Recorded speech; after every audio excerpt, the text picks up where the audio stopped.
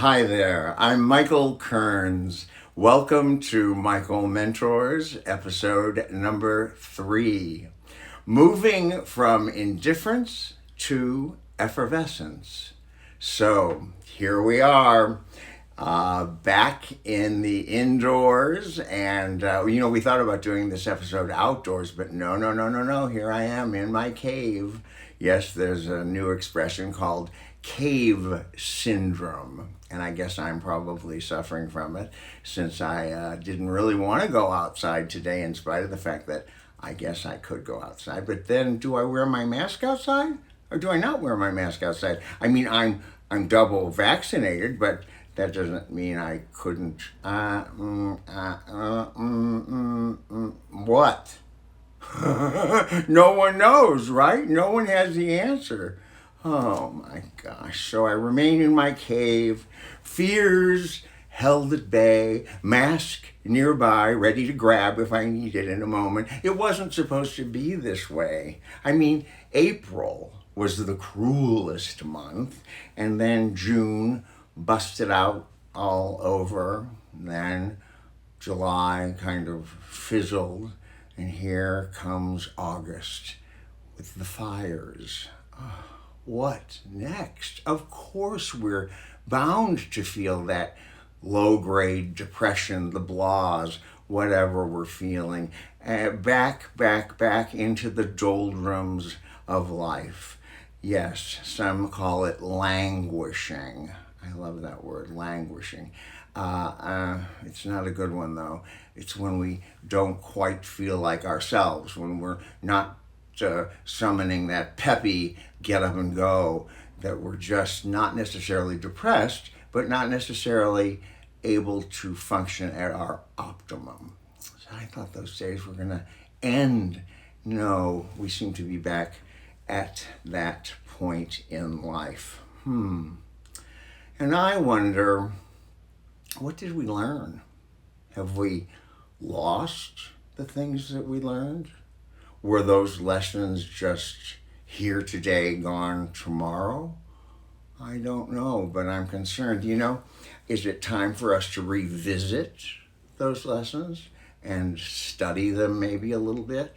I see the late night guests on the talk shows, the ones who used to kind of be getting our sympathy and our votes for making bread and taking care of their kids and doing all these valiant things.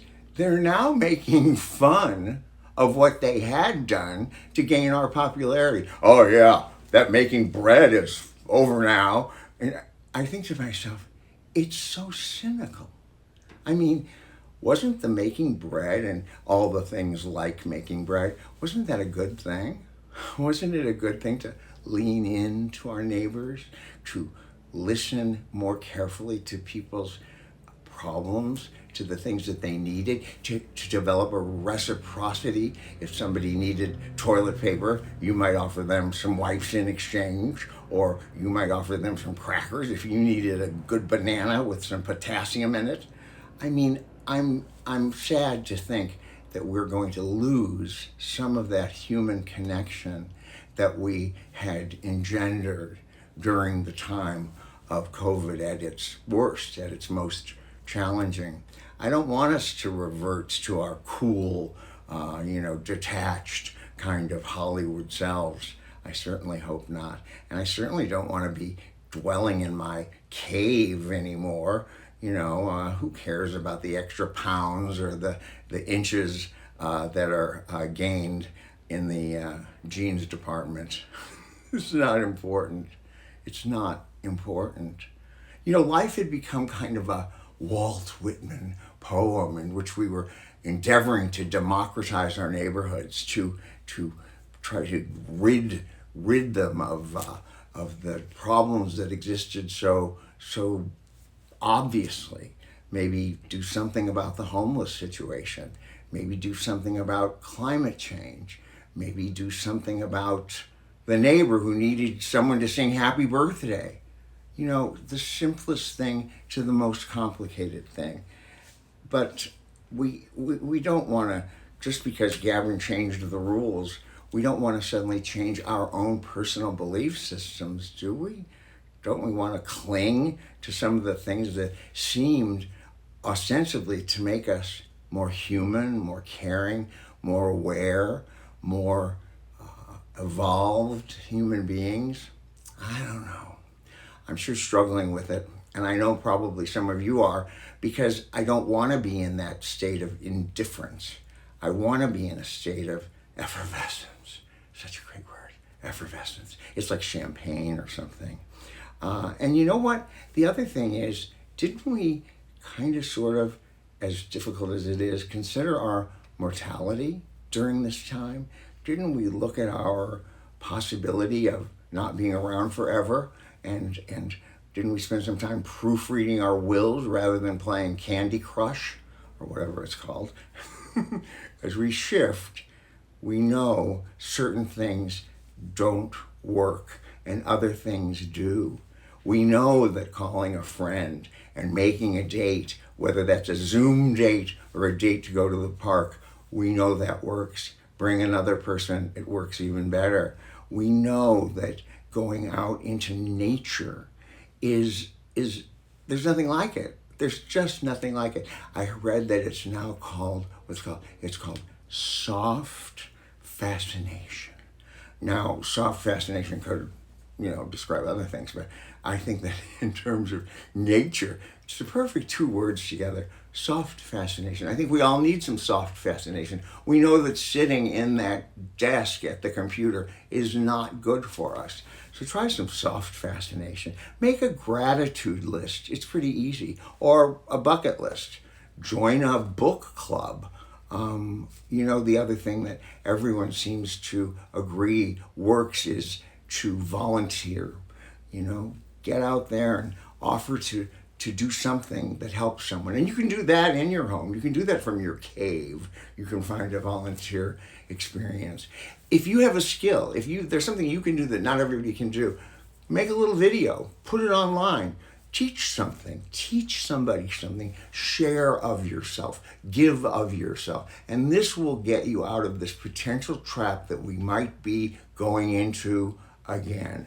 Do a good deed. Most importantly, just love each other.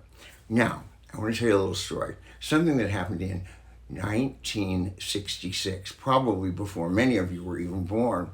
And keep in mind, 1966, this was before so many of the tragedies and the sadnesses and the grief that overtook us, before the Kennedy brothers died, before Malcolm died, before Martin Luther King's death, before all of the race riots, before Selma, before the Chicago riots, before Rodney King, before the Twin Towers, before HIV and AIDS, before George Floyd, before Black Lives Matter. All of those things that we've survived COVID now. Think of the tragedies that have happened and think of how we've summoned ourselves in some way. We are so strong. But someone said that this little affair, big affair, that Truman Capote hatched in 1966 could never have happened after these other things happened. He threw the black and white ball in New York City, which some say was as great of a legacy as some of his books. And he had people attend wearing masks. Now, those masks didn't necessarily cover the right things, but they were outlandish. And every big name star and society person attended this ball, and people just went into a state of absolute effervescence. And I'm suggesting that all of you can come up with your own way of expressing effervescence, whether that's throwing a Zoom party in your living room or calling some friends and gabbing on the phone and putting on silly hats and throwing confetti in the air. I don't care what you do, but I want you to find some effervescence in your life so we will get through all of this COVID-2 together. Yes, we will. Oh my goodness. Have a great COVID experience in spite of the sadness and the tragedy and the grief.